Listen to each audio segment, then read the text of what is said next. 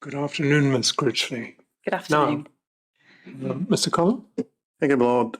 Could we have bundle 52, volume 5, page 150, please? This is the S-bar that accompanied the letter from the Chief Executive of NHS GGC, which contains the passage which many people have found their attention drawn about multiple statements made by whistleblowers, RHI colleagues and experts criticising NHS GGC compliance, opinions based on incomplete information, biased by people's personal beliefs and interests, trying to sensationalise the fact that there's a case of cryptococcus. It must be found or linked to a new hospital. Now, the question I think I have to ask you, in light of your evidence just a few moments before we broke, is this: one can see from the exchange of letters that we looked at earlier that letters have been exchanged. Let me say action has been taken and some form of order has been, well, to my reading, imposed on what's happening. You've then gone on to explain what happened next. Now, the kind of discussions that you were explaining to us, reflecting on collective values and so on,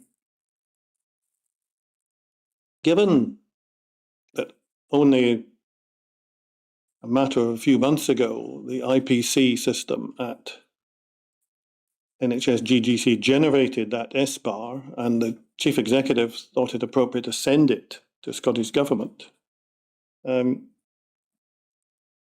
been asked to suggest to you that the kind of organisational development and discussion process that you're engaged in is likely to be wholly inadequate to resolve the problems. What do you say to that? I think that at the point that this was written, the IMPF was in version 2, which actually wasn't compliant with the NIPCM. Since this S-bar was written, I understand it was written in November last year, November 24.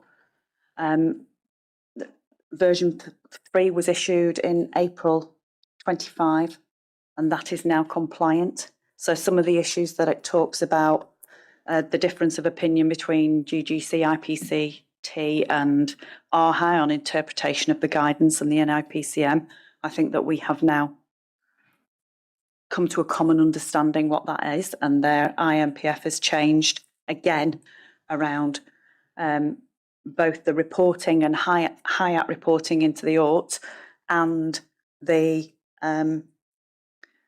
and also the primary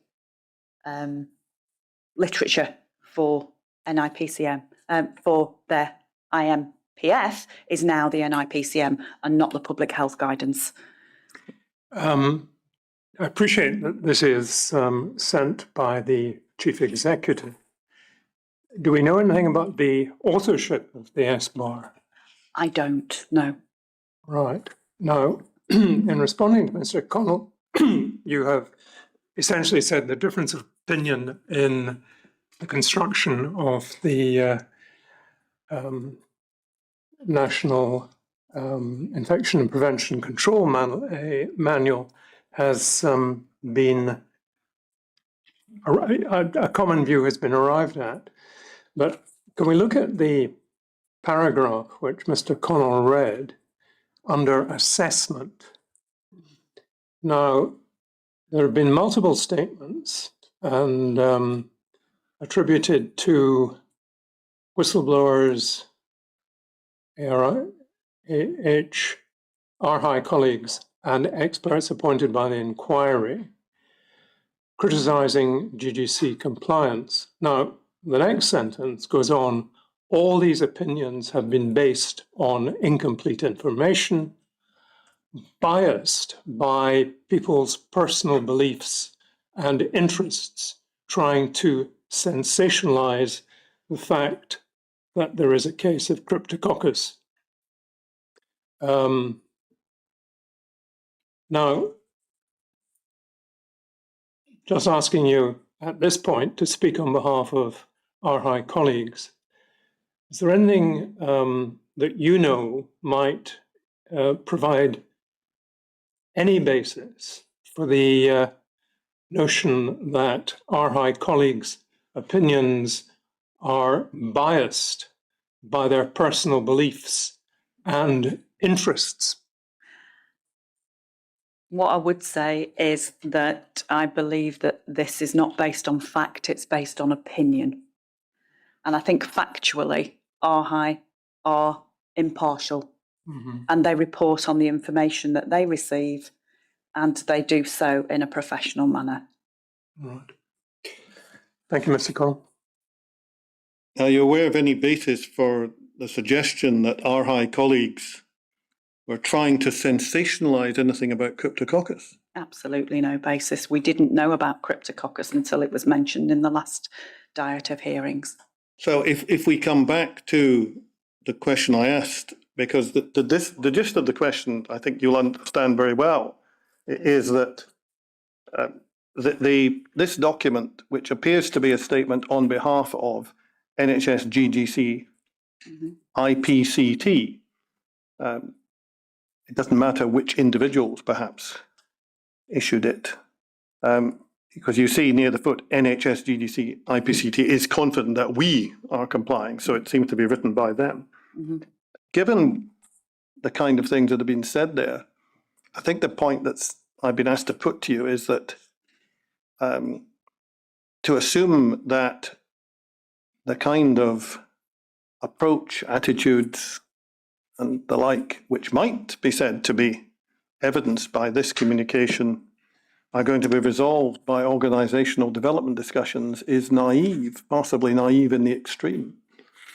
Because it's not as if this is 10 years old, this is relatively recent. And I would hope that the type of discussions that we will engage in, that will be facilitated, would help us to overcome some of those views. I think that we will. I don't think that anybody in IPCT thinks that they have come to work to do a bad job. I think that they have followed the process. However, we do understand that the concerns that we had around version 1 and version 2, which we hadn't seen till very recently, did not follow the NIPCM. I think that now we are clear that the NIPCM, we now have a joint view around what that means. I think that that will help to facilitate some conversations. But I'm not saying that it will be easy, but we do need to develop a really good professional working relationship.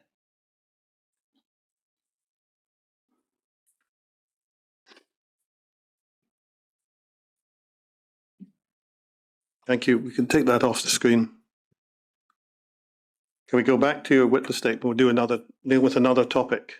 And I want to pause a little bit on this because this inquiry has one term of reference, which is focused specifically on learning lessons. Now, in your witness statement, you mentioned one or two other organisations that have been set up in the hope of creating lesson learning opportunities and the extent to which they did or did not prove successful. But I like to focus on the assure position. And I think that probably starts on page 263 of your witness statement. As you'll probably understand, the concern of the inquiry is to focus on whether there are processes which will ensure that lessons arising from construction projects in particular are picked up, are communicated, and are then, I suppose, effective in getting messages across. So can we just, I think you actually start by mentioning that you've listed a lot of the events that you've held and the topics for these events in an appendix to your statement. Is that correct? Yes. a very large number of seminars on a It is. range of topics. Mhm. Now, this no doubt follows on from earlier evidence that you gave us about the fact that the part of NHS Assure that we've been focusing on is only one part of your job. You do a lot of other things as well. You mentioned at the foot of page 263 something called the Learning Network. Now, what's that? So the Learning Network is a network that we've developed since NHS Assure came into being. And it will present a range of topics over recent years. It is available to all of the boards. Some of the content of that is available for view. And we look at topics that may come through a range of different options. So they may come up from one of the advisory groups to NSFG, and we are responsive to what the boards might ask us to look at. So we've done a number of seminars and learning events around topics. There are a large number of them, though they're in the appendices. Yeah, so that, for instance, if we go on to page 264, just to take an example, there's one there in July 22, the subtitle of which, What I Wish I'd Known, Lessons Learned from KSAR Initial Projects. Yes. Is that the kind of thing you mean? It's exactly the kind of things. So, there's another one a little bit further down that talks about OBC's lessons learned and FBC look ahead. There are all sorts of, we don't only look at the build, we look at sustainability, we look at, quality in construction around property and capital planning. There's all sorts of things that we look at. We also include RHI, which is quite unusual because we look at holistically across the healthcare build environment. Well, I see you have a national conference. We do. And does that include the kind of lessons learned topics on its agenda? It will do. So we've had 2 conferences since I've been in post, and one of them, the theme was excellence in the healthcare build environment, and the other one was quality in the healthcare build environment. Where we're quite unusual is that we have a significant IPC proportion of that conference. So as well as Sorry, doing... I just missed that. Did you say a large IPC component? We do, yes. Right, thank you. So we have a look at topics holistically. We bring together national and international knowledge. And I think the difference for us is that we do include that IPC clinical element. So that conference is also useful for IPC staff or for clinical staff who may be involved in a build. And the feedback that we've had from that has been really, really positive. And it is a helpful mechanism to get people together to talk about topics. And am I right in understanding from page 265 that you also present through other groups? Yes. Sort of lessons learned topics, is that right? That's right, yes. So we have a lot of opportunities to disseminate training and lessons learned. We've got formal training sessions where we do things like high scribe training for boards. We have workshops around things like adaptation planning for sustainability for boards. We've got drop-in sessions, which might be on utilisation of something like our AIMS system or things like that. We also do presentations, so to the National Infrastructure Board or to the Capital Investment Committee or to NSFG around topics that have come up. So we've had a piece around helicopter landing sites, things like that. We also do informal training, spotlight sessions, information sharing protocols. So we may put out bulletins around things that boards might want to know. We have stakeholder groups as well. And we do formal training around, in fact, we've just done some formal training around IPC, KSAR surgery. So we've done that around the new build at Monklands. And then we do toolbox talks. We have some animations around hand washing and understanding IPC considerations. in water systems. So toolbox talks are generally, are they on-site delivery Yes. of? They can be, but we are also looking at how we capture that either by Teams or video.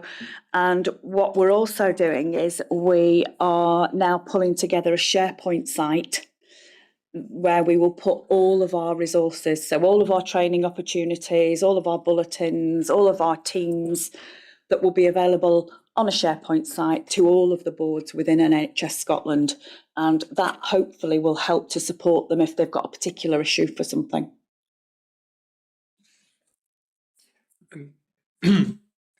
Help me with it. SharePoint is a It is. a digital, I'm going to use the word facility because I don't have a better word, which is available to certain specified users. That's right. Right. And we would make that available to all users within NHS Scotland, including IPC teams. All right. With all users within NHS Scotland. Mm-hmm. Just picking up one or two other points, at 265, about 2/3 of the way down, you say, we've also published a lessons learned paper from the work undertaken by the Interim Review Service. What's that? Oh, yes. So we did a lessons learned paper when we were coming to inception and we were starting off as NHS Assure. And that talked about the interim review service and what we could do to develop further for the KSAR process. We also have, within the single disciplines, we now have a lessons learned document that deals particularly with water and another one on ventilation that is in production. So these are separate learning documents. They am I are. right in understanding? And what would be done with them once they're ready? Well, if we can get the SharePoint site up and running, when we get it up and running, not if, we'll be able to put out push notifications around new things that have been put onto the site. But what we would do with these particular ones is that we would probably take it through the NSFG structure and make sure that the Scottish Engineering Technology Advisory Group were able to access that and could disseminate it then to their members. Right. So that would mean if you were on your subscriber list for your SharePoint, you would get a notification, Yes. New paper, Yes. ventilation in healthcare, lessons learned, or whatever the title Yes. is. That's the way it would work. Yes, it is. And then you would go, I think you were saying you would go in effect to the engineering external sources and say, this paper is also available to you. Yes. And so far, the feedback you've been getting from boards is positive. It is, yeah. We've done some feedback, and our average feedback score is 4.3 out of 5. So we're getting really good quantitative data as well as qualitative feedback around our training opportunities. And as I said earlier, we've done a KSAR lessons learned in June 2025 for the Parkhead Health Centre project with GGC. Can I go to 267, which is still on the same topic? You say in the first full paragraph there, Assure have identified an opportunity to further enhance learning. Now, just tell me what you're telling us about there. What's that about? It was just about us, how we are utilising some of the lessons learned. And we tend to be quite NHS focused. We're actually thinking about how do we expand that to include those private sector that are on our frameworks that provide services to our boards, and thinking about how do we then embed them into that training and learning as well. And when we do our KSARs, so when we start a KSAR process for a new build or a refurbishment, just before the OBC stage, we will do a lessons learned with the board around similar projects and what other boards have found for us. And we also had a number of sessions at both of the conferences around lessons learned from those boards that had been through the process.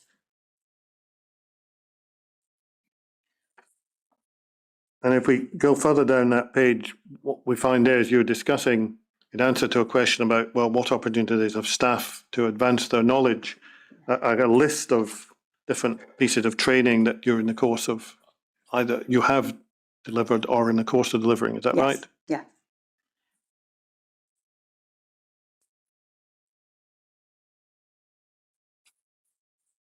And if you're asked, well, looking at the project, this inquiry is focused on what have you done about lessons learned from this project? Is that all covered by what you've told me today? Yes, yes. Everything would be wrapped up around what we've learned as a whole, but particularly with some of the lessons learned from both Edinburgh and Glasgow.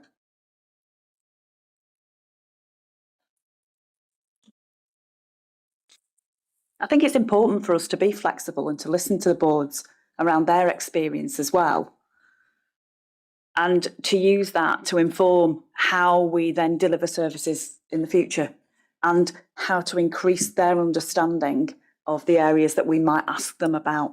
Because as I said earlier, in our health boards, you may only have one large build in their lifetime, in somebody's career lifetime. Therefore, we need to be able to support them in the right way to understand what their responsibilities are and how we can support them to deliver that. I just ask you one question, which isn't in your witness statement because you weren't asked about it before. One of the topics that kind of cropped up, as some of these things do tangentially earlier in the inquiry, was that in some respects estates staff and IPC staff have responsibilities that link one into the other, overlap, or whatever phrase you want to use.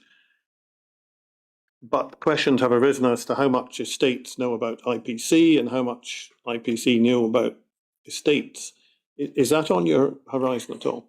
It is, and some of the things that we've done with other boards is to ensure that they've got that not only clinical representation, because actually right at the start of the process, it's important that your clinical strategy aligns with your build strategy, but also that IPC is involved right from the start of that process, because it isn't just about being a build, it's about an environment where patients are treated and staff work.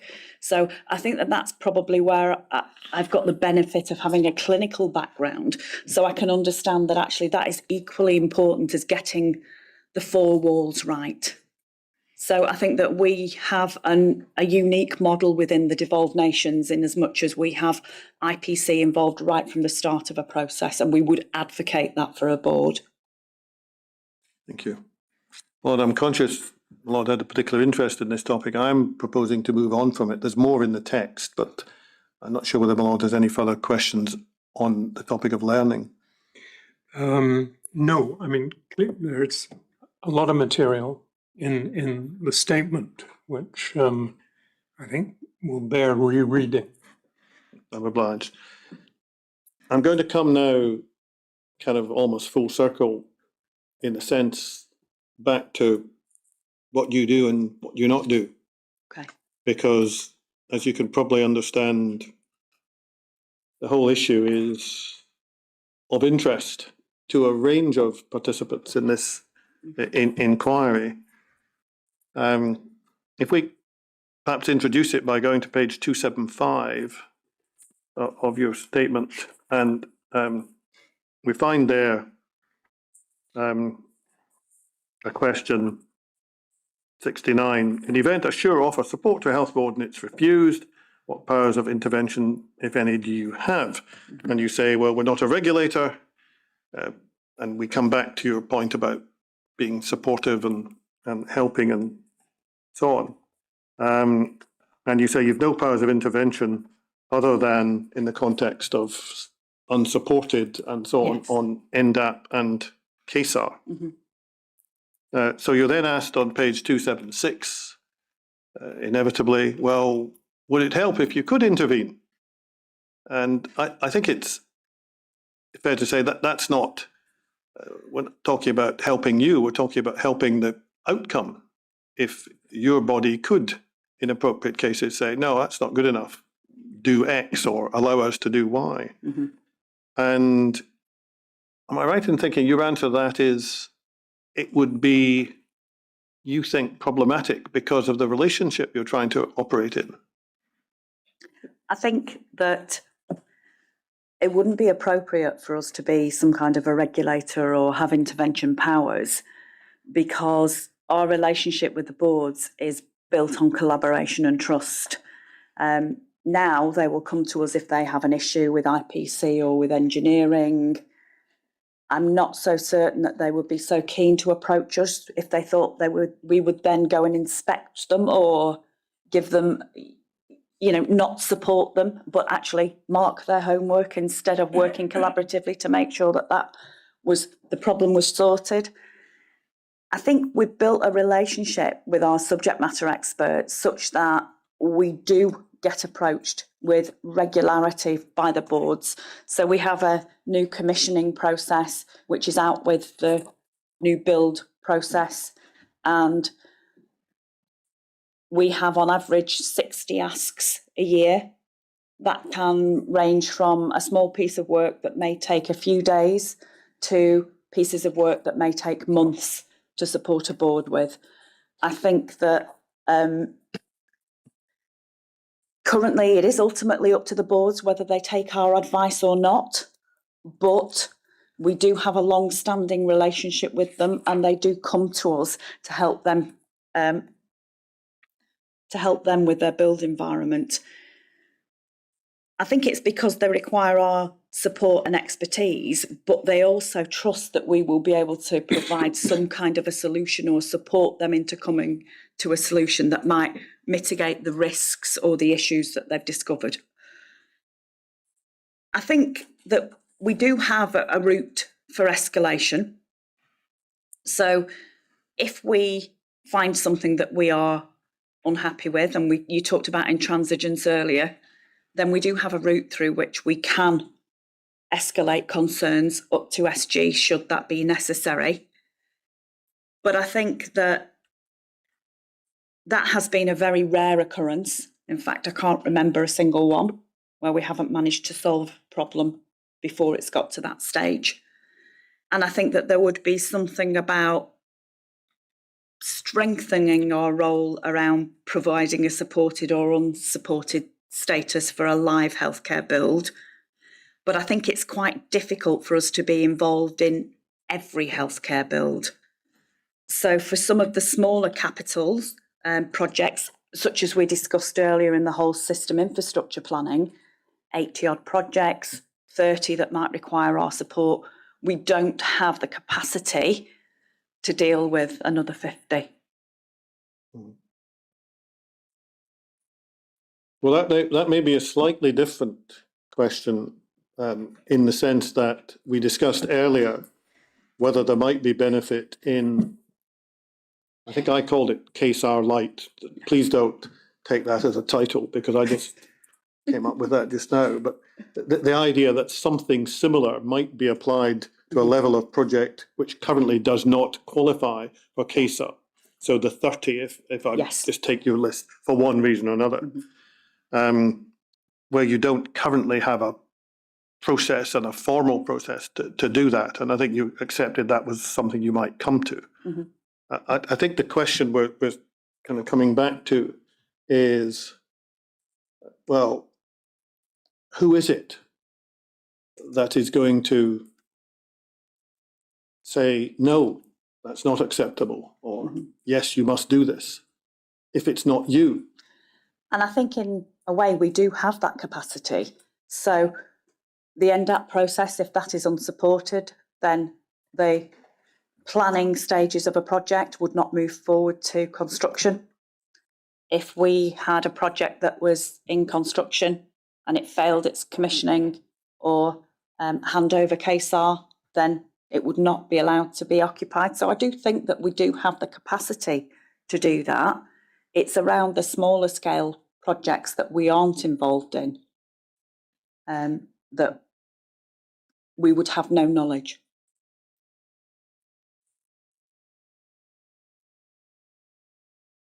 I have to come back, I'm afraid, to a question I probably asked you earlier, so apologies for repeating it.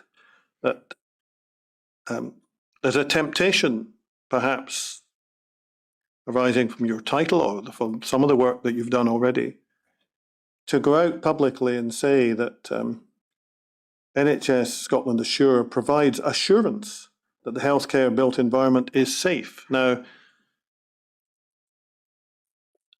given the way you very carefully explained what you can or can't do, and in some cases what you didn't do because you weren't asked, is that overstating just what you can achieve at the moment? I think if you take it from that sentence, then we are not able to assure everything that happens within the healthcare built environment in NHS Scotland. Where we do have a role to play is within new builds and refurbishments. And I think that, as we discussed earlier, the whole system infrastructure planning process may well result in us having a different type of intervention or engagement with boards.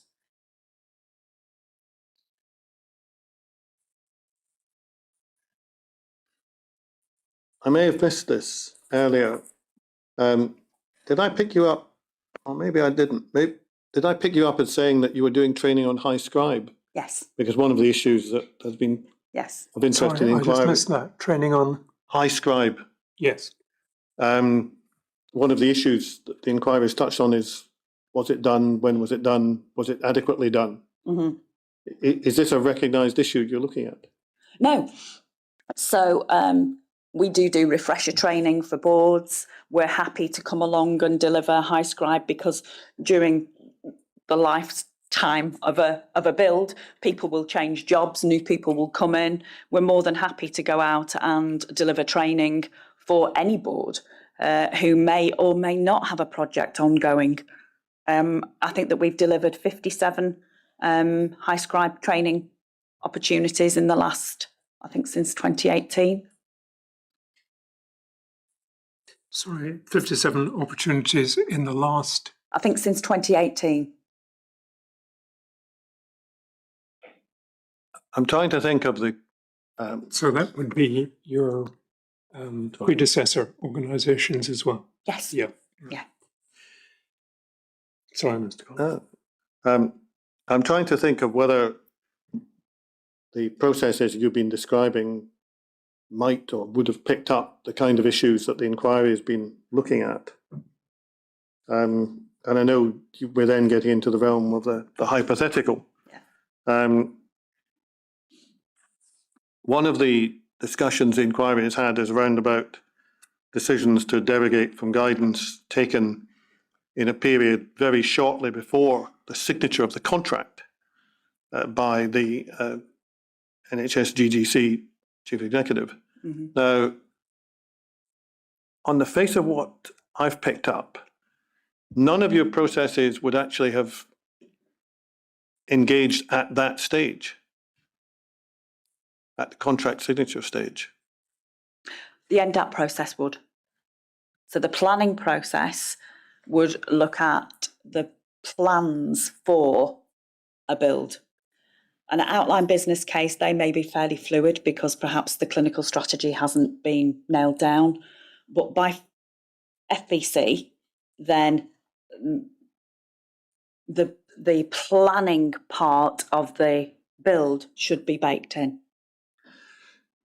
In what sort of detail? In quite a lot of detail. Mm-hmm. So outline business case, obviously less Mm-hmm. detailed. Full business case, we should have a huge amount of detail around what the build is intended for, the links to clinical strategies, the type of rooms that are required, what might be in those rooms, the flow of patients, all of that sort of stuff should be available. I've read the full business case in relation to the new hospitals. I don't pretend to have mastered every detail. I do accept that there are references to the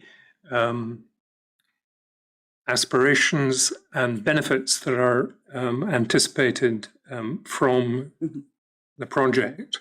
I take entirely your point that it's more detailed than the outline business case, but if we take the example of ventilation specification, I don't think it goes to that detail. Would I be right about that? It may well go to that amount of detail in as much as this space is going to be a theatre, so would require this type of ventilation, and that would require this type of ceiling, that would require access. If you had a HDU or a hemato-oncology ward, you would know that there would be requirement for a greater ventilation. Therefore, you would have to ensure that your ducting was of the right size and construction. So all of that should be available at that point. Let me just press you on this a little. As I understand it, Scottish Government give perhaps quite detailed guidance on what should be contained in the full business case. Now, is your understanding that these requirements go into the degree of granular detail which I'm putting to you? In other words, the ventilation specifications of specialised units? I'm absolutely at the edge of my knowledge now, so I would have to defer to my colleagues in property sustainability and capital planning to answer that fully. Thank you. Mr. Collins? But I'm just trying to kind of work my way through some of the possible areas. The point I was making, I think, was that we had evidence that a decision to depart from SHTM 0301 guidance was made, let's say for the sake of argument, in the week before contract signature, then incorporated into a log, which was one of the many documents which became part of the contract, which the chief executive signed not knowing of the derogation. Now, one can readily see that if, for instance, there was a suggestion that the bill payer, such as Scottish Government, should have had somebody at the contract meeting going over every dot and comma, a lawyer perhaps, they might have picked up that there was a departure from guidance and sort of went, what? Or other such exclamation. I wasn't sure how any of the processes that you would now hope to apply to builds would have picked up that kind of late decision. So the KSAR processes and the NDAP process would look at adherence to guidance. So they would ask the question around, had the guidance been adhered to? And if not, why not? I understand that during the KSAR process. Do you think that question will be asked during the NDAP process as well? Well, the KSAR and the NDAP processes overlap at FBC and OBC and FBC. We're looking at, there is some duplication of questions between NDAP and KSAR, so we're looking at how we can integrate that more fully. So what we have done with the Monklands replacement is that our colleagues who sit within property sustainability capital planning and our colleagues that sit within engineering and within RHI are all present at all of the meetings so that we have a golden thread of understanding flowing through. So if it wasn't picked up at one side, it would probably be picked up at the other. Mr. Coleman? Well, the next, you've been asked questions by His Lordship about full business case, because the next stage at the new hospital, having signed the contract, was a design phase. Mm-hmm. And put it no higher, the evidence suggests that issues over compliance with guidance, either in respect of general rooms or in respect of specialised rooms, didn't apparently feature highly on anyone's agenda, at the end of which the design was finished, the full business case was submitted, authorisation to proceed was given.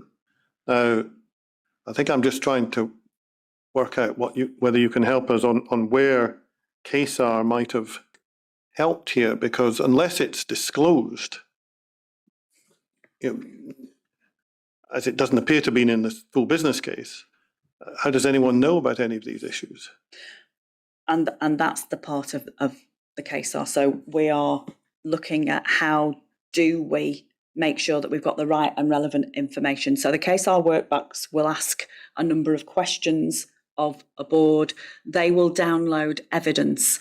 We will look at that evidence to see if that is compliant with legislation. We would probably ask around any derogation from the SHTMs, why that was happening, or we would ask to what specification was that being built.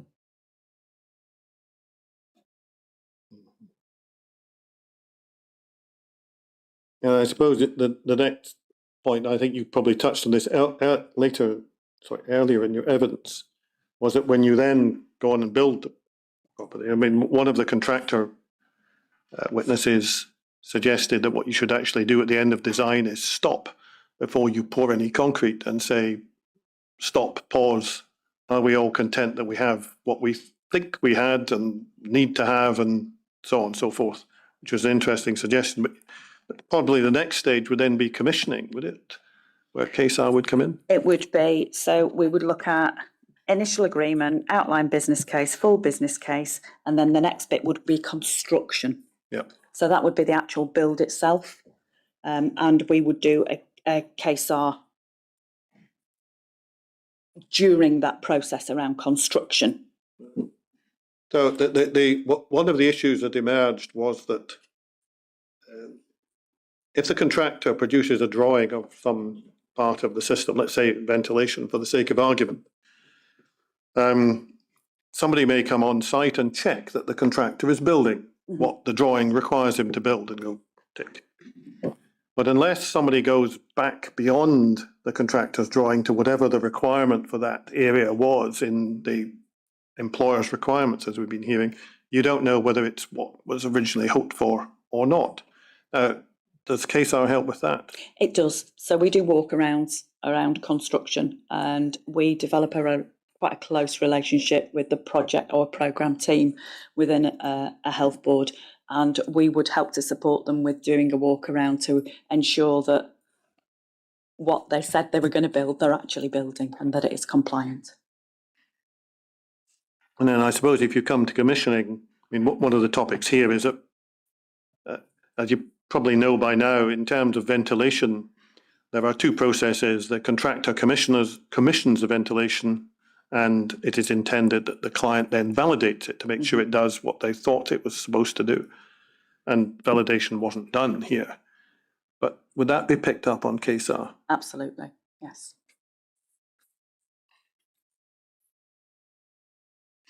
We wouldn't perform the validation, but we would make sure that it had been done.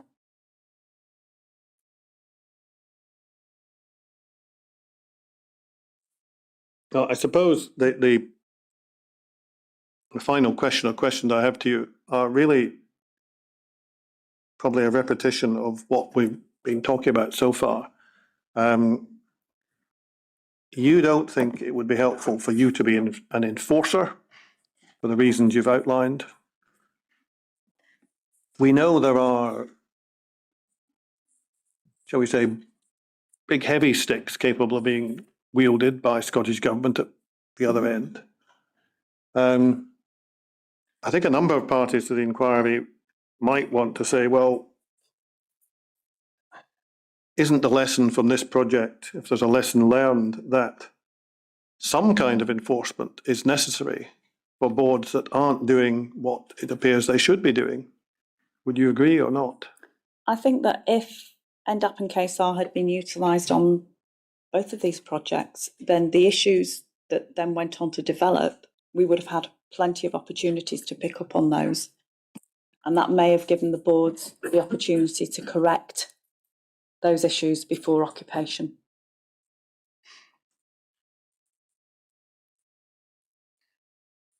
I can't say that definitively because I wasn't there and KSAR and NDAP weren't being used, but that is our collective understanding as NHS Assure.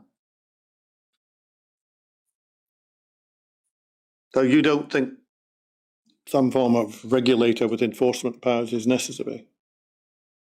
I think that that's a discussion for yourselves and Scottish Government around those powers. We do have a regulator.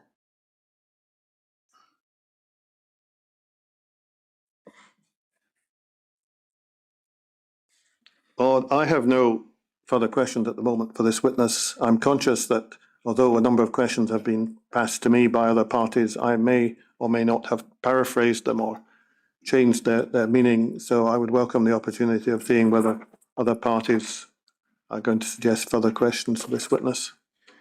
Ms. Critchley, as you may recollect, our procedure allows for counsel to check with colleagues whether he has asked all the questions he should have asked. So if I can invite you to return to the witness room, and we should be able to get back to you in about 10 minutes. Thank you very much.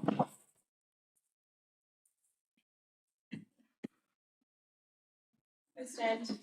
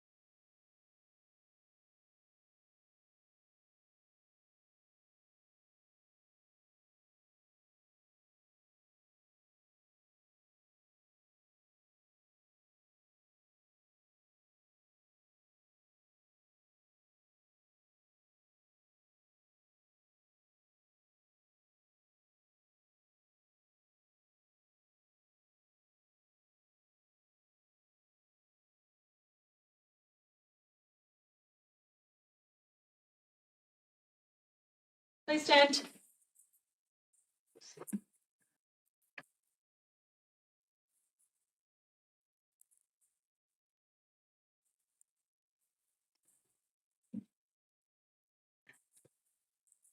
Mr. Connell, we have further questions. A small number of further questions, Bob, yes.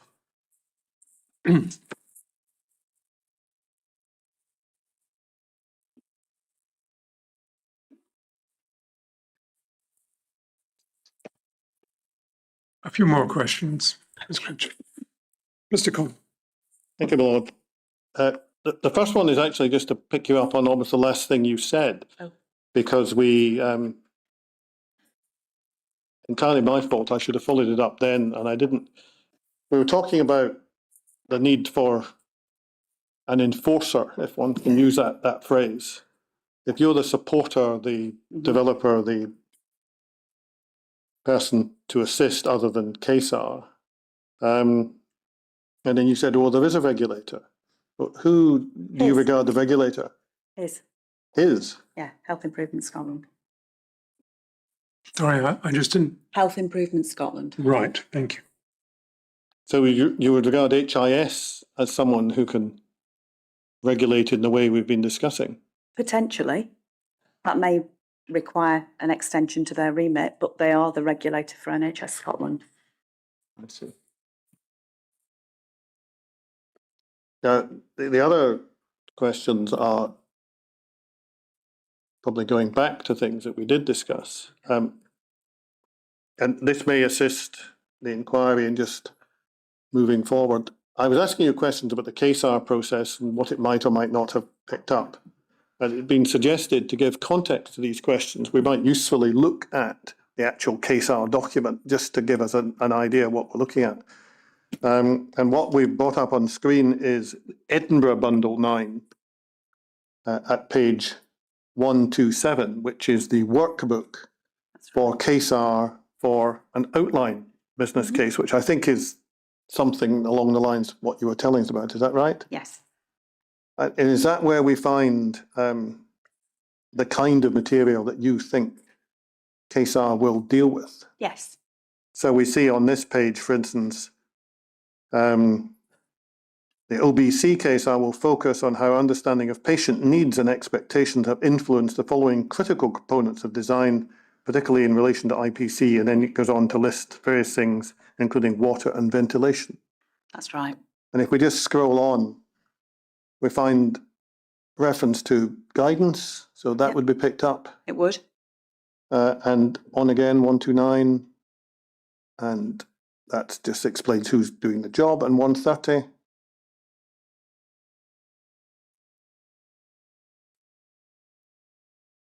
So just picking, this is a very long document, and I'm not going to take us through the very long document, but just to pick up an example, if we see it, do we see it 1.4? Does the Health Board continue to demonstrate service and clinical input into design decisions based on a current and comprehensive knowledge of patient cohorts? That's right. And that's the kind of question that you would expect to ask and get a coherent answer to. Yes. Thank you. You can take that off the screen, thank you. Thank you for finding that. The other side of it, I'm afraid going back to the discussion about the follow-up to the exchanges over the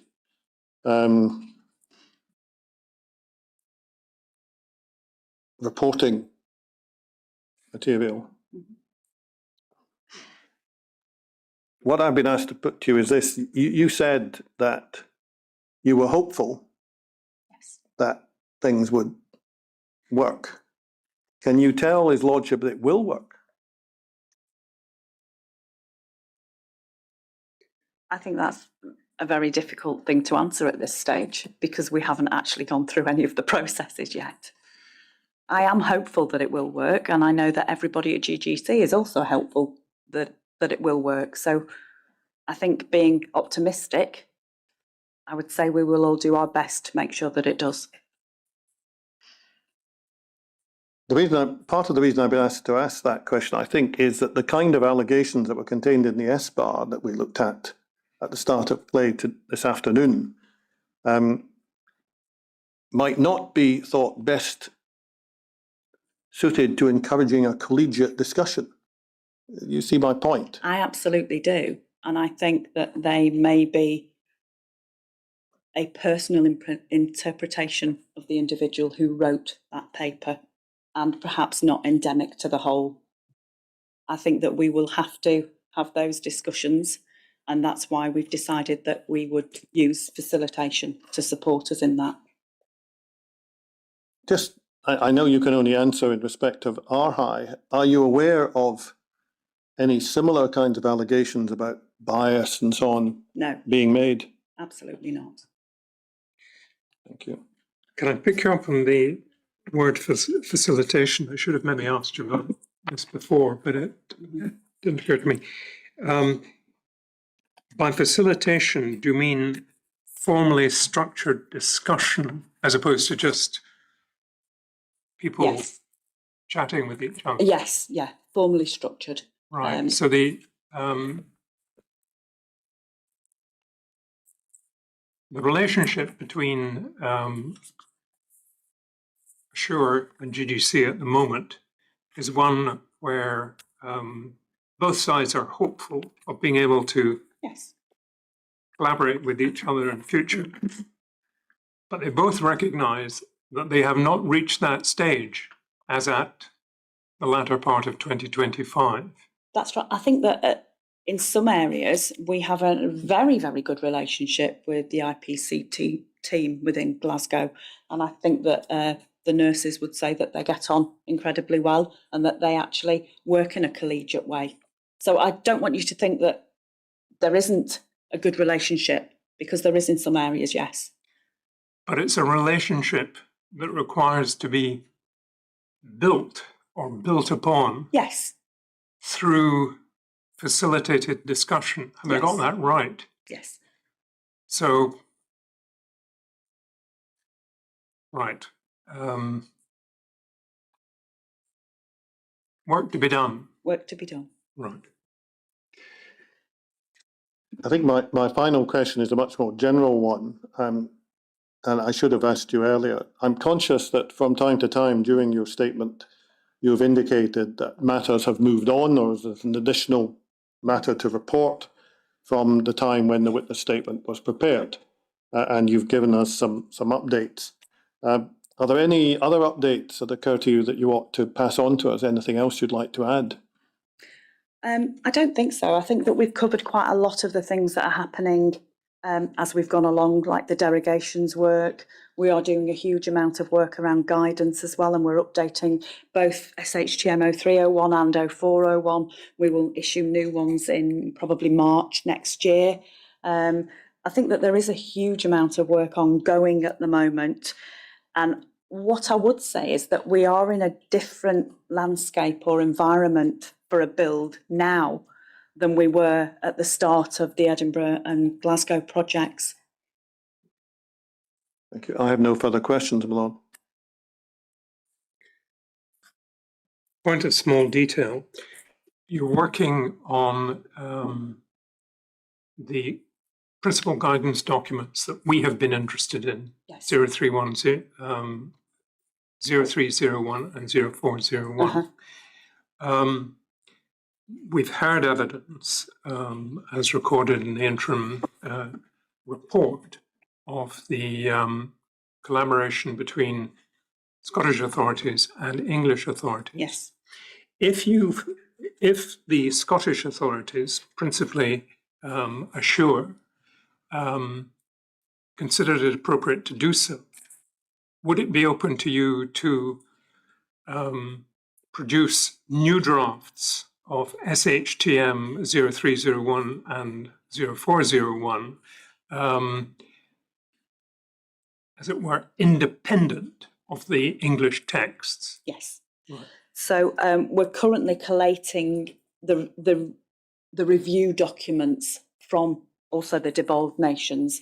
We're working quite collaboratively with NHS England around our guidance, but yes, we would be happy to publish Scottish guidance, which we then would have worked on with the devolved nations, and they may well adopt that guidance following our publication. You wouldn't feel vetoed No. if there was a different No. view taken south of the border? No. Right. Thank you. Well, that is the end of your evidence, Ms. Critchley, and that means you're free to go. But before you do that, can I thank you for your attendance again for an inquiry hearing and the obvious research and preparation that has gone into allowing you to give that evidence. But thank you very much, and you're free to go. Thank you.